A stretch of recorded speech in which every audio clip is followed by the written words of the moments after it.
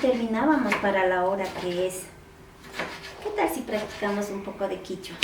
Bueno, Por ejemplo, la cocina ya no una tulpa. y en una tulpa, El fósforo, pajuila. bajo hilo. Fuego es nina. Pásame la olla, mijita.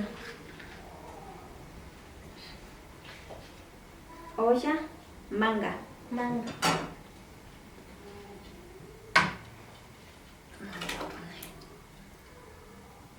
Ayúdeme haciendo la limonada, por favor, mijita.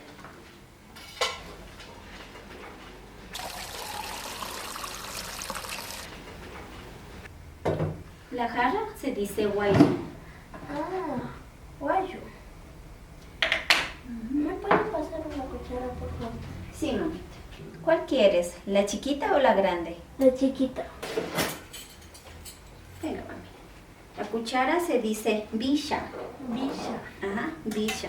Muy bien, ya vas a aprender, mijita. Con eso ya está listo. La sopa también ya está lista. ¿Qué tal si me ayudas a preparar la mesa, mijita? Ya para servir. ¿Platos y vasos? Sí, mijita, platos y vasos. Bueno, mijita.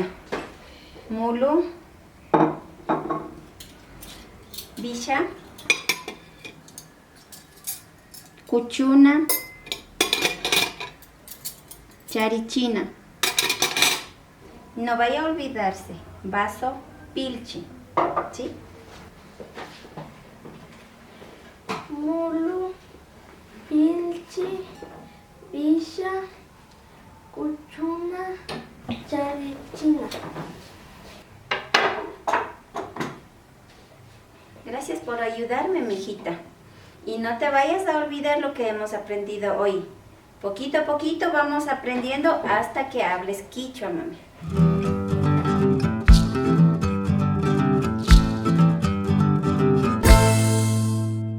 APAC, productora. Producción de documentales, reportajes y videos musicales. Creando ideas, rompiendo esquemas. Mejor tecnología, mejor expresión, mejor definición, mejor concepto a tus ideas. Calle Sucre 608 y Piedrahíta, Otavalo.